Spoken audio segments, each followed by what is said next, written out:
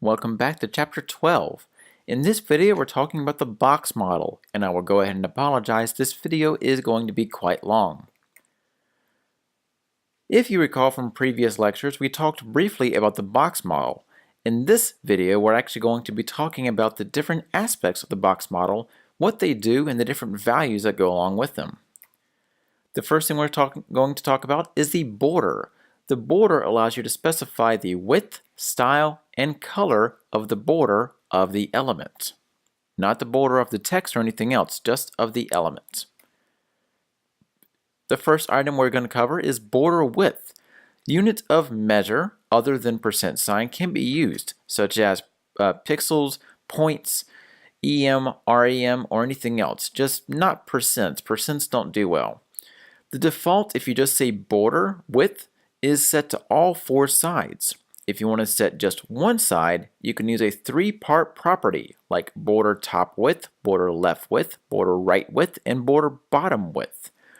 Basically, by providing a numerical value with a unit of measurement, you'll be able to specify how wide or how thick a border is for the element you're trying to decorate. Border style is a property with set keywords. So unlike border width, where you can just put in a numerical value, border style has a list of set keywords that will be used. If you just say border style and give one of the keywords, the default is all four sides. But if you want to set just one side, again, use a three-part property like border top style, border left style, border right style, and border bottom style. The keywords for the border style are solid, which is a single line solid border, dashed for dashed lines, dotted for dotted lines. There's a slight difference between dashed and dotted. Dashed allows for dashes around the box itself. Dotted is a finer dash, and there are more spaces between the different dots, but you don't have the long lines like dashes do. And last, you have double, which consists of two thick lines, or based on the browser, a thin line and a thick line, but requires a minimum of at least 3 pixels in the width, or the border width, in order for it to show up. Otherwise, it just looks like one line. You also have some 3D border styles, such as inset, outset, groove, and ridge. This works best with thicker borders, and the darker the color, the more blended the border. However, keep in mind that the darker you go, the more the border is going to blend in with the actual background of the colors themselves. So if you set the border itself to black and you have a 3D border style, it may not show up as well as gray, white, or even other colors. Next is the border color. This may be set with values of hex 6, hex 3, RGB, RGBA, a keyword, or any other valid color method. The default is set to all four sides, so you can use a three-part property to set one of the sides, and the examples on the far right basically all give you the exact same thing, with the hex 6, hex 3, RGB, RGBA, and keyword, which is good. The box model border also allows you to make a shorthand for borders. So instead of saying border color, border style, border width, we can actually take all of that and put it into a shorthand. In this case, it's just border. Now the good thing about border is that no matter what you do, no matter what order you put in, whether it's color style width, width style color, color width style, etc., the browser should be able to understand you, because none of the values are interchangeable with each other.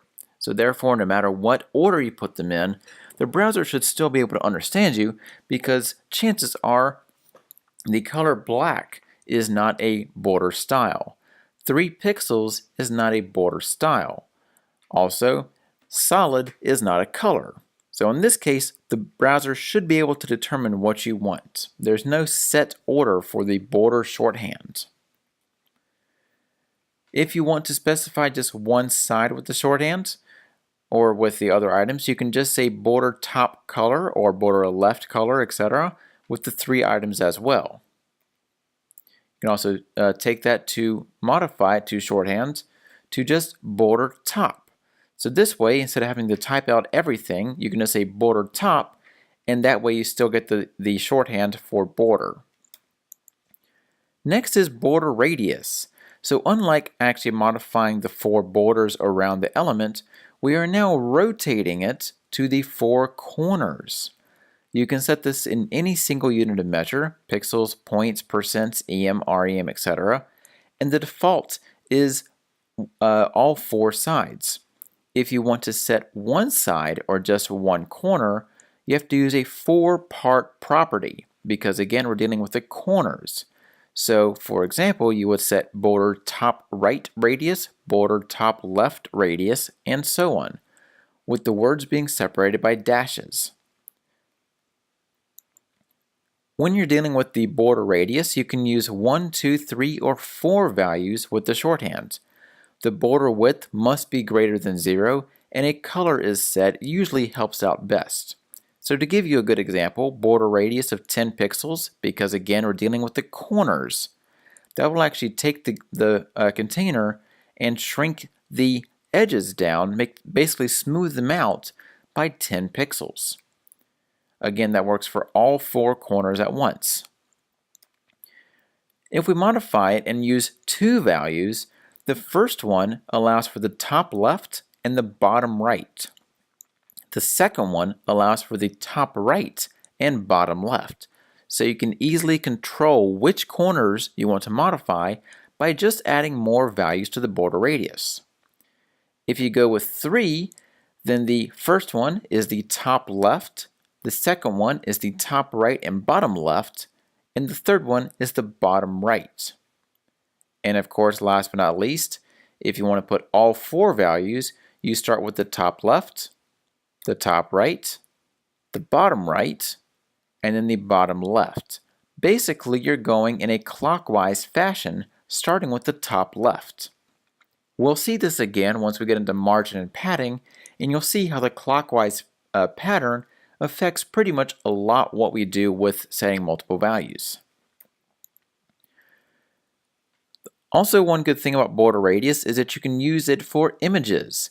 So for example, if a border doesn't exist, with images as an example, you can use border radius to create a spherical effect, aka a neat trick. The same properties go as before, so you can modify different edges.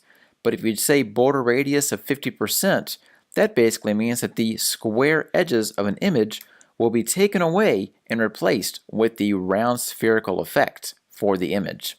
If you've been on any social media networks, you know that this is a concept that has been used for multiple images, trying to make it look a little more modern.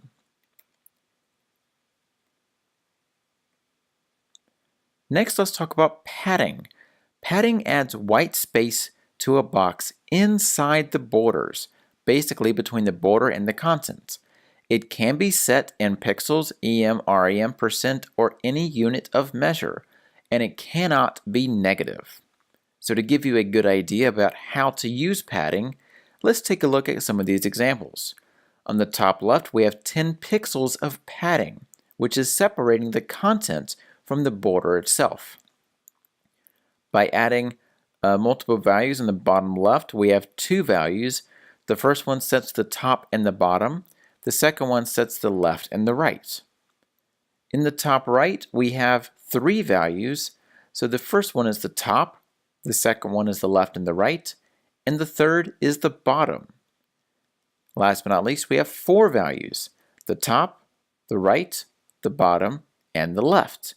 Basically still following that clockwise pattern that I mentioned before, because basically it makes it easier for us to remember how to put these different values in order so we know which side to manipulate. Next, let's talk about margin.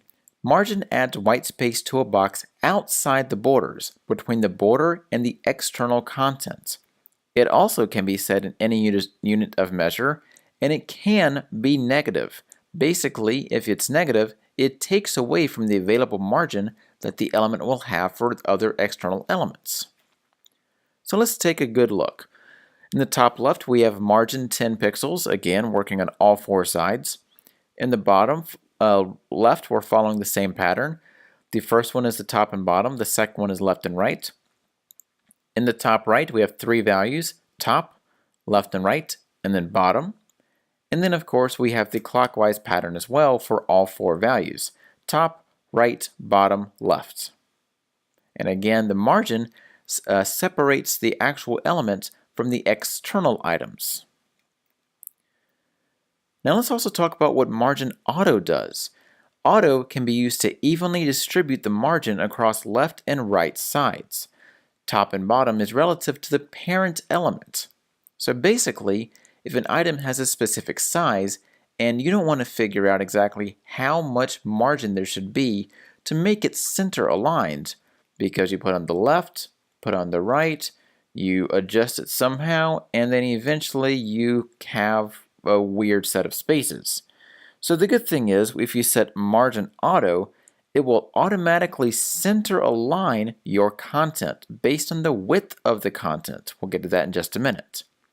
The good thing is, if you change the size of the element, whether it is actually modified by external resources, or you just change the size based on CSS, the margin auto still automatically makes the element center aligned no matter the size itself.